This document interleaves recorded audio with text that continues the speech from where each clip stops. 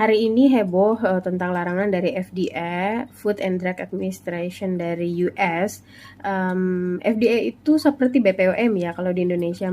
Mereka itu mengatur tentang obat-obatan, makanan yang beredar di masyarakat untuk memastikan keamanannya dan juga menghindari overclaim dari perusahaan terkait dengan produk yang dijualnya. Nah, aku di DM oleh beberapa klien Gerai Bunda Sehat, kemudian juga ada yang chat di grup bidan-bidan terkait dengan postingan di salah satu Instagram Indonesia. Kemudian ada juga yang tag aku postingan dari salah satu dokter spesialis anak dari luar terkait dengan larangan dari FDA ini. Jadi ini bukan jurnal juga, setelah aku buka itu bukan jurnal tapi lebih ke rekomendasi dari FDA di mana mereka melarang penggunaan Nextflot karena pada bayi ya, karena bisa membuat cedera dan bisa beresiko kematian pada bayi. Serem banget ya.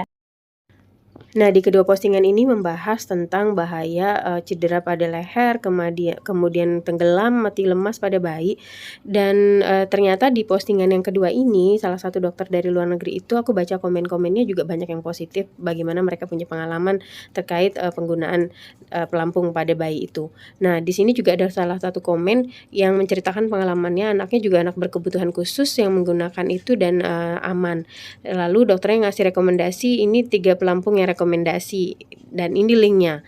Dan di sini terlihat pelampungnya memang untuk anak-anak berkebutuhan khusus, di mana menyangga leher dan kepala serta tulang belakang anaknya, sehingga sangat aman untuk dilakukan terapi air menggunakan pelampung ini.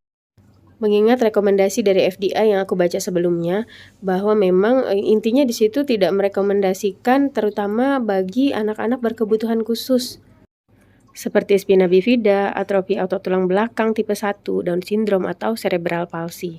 Penggunaan ini bisa sangat berbahaya untuk mereka. FDA juga mengingatkan kepada orang tua ataupun terapis untuk selalu mengawasi bayi yang menggunakan Nextflot ini, karena memang sudah pernah kejadian bayi itu tenggelam karena lepas dari pengawasan. Dan ternyata juga perlu diperhatikan penggunaan pelampungnya juga terbuat dari plastik yang tiup itu, karena ini memang gampang sekali terbalik. Aku pernah lihat di YouTube juga kejadian terekam CCTV. Dari rekomendasi FDA yang mereka publish ini, mereka menyadari bahwa memang produk ini mendukung intervensi air pada bayi dengan keterlambatan perkembangan kebutuhan khusus. Manfaat produk ini termasuk peningkatan tonus otot, fleksibilitas, dan lain sebagainya. Tapi menurut mereka keamanan dan efektivitas pelampung leher ini belum bisa ditetapkan.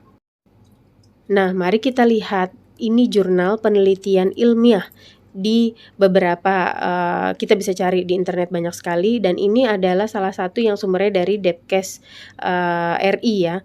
Nah, di sini disebutkan jumlah sampelnya manusia, kemudian jumlahnya berapa, manfaatnya apa.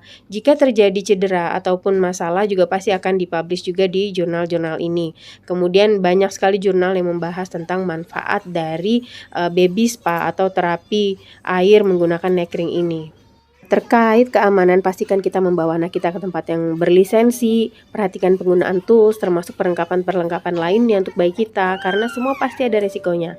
Terapis yang paham juga tidak akan memaksakan jika bayinya tidak nyaman, bisa karena mengantuk, lapar, atau takut, karena leher memang bagian sensitif bagi bayi. Tapi lihat bayi-bayi ini, mereka menikmati, bahagia, dan insya Allah tumbuh sehat fisik dan jiwanya.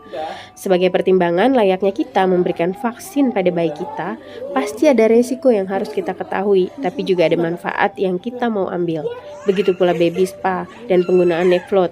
Ada manfaat besar yang kita mau ambil untuk bayi kita, di balik resiko keamanan dan cedera yang mungkin juga perlu jadi pertimbangan. Akhirnya, semua berpulang kepada Anda, para orang tua. Yang pasti pesan saya, sebelum melakukan apapun, cari info sebanyak mungkin. Karena ikut tren atau keren-kerenan saja tidak akan ada manfaatnya. Tapi manfaat apa yang mau diambil, itu yang harus kita kejar. So, berilmu sebelum beramal. Saya Bina Neni, jika kamu suka, share informasi ini. Bye. Assalamualaikum warahmatullahi wabarakatuh.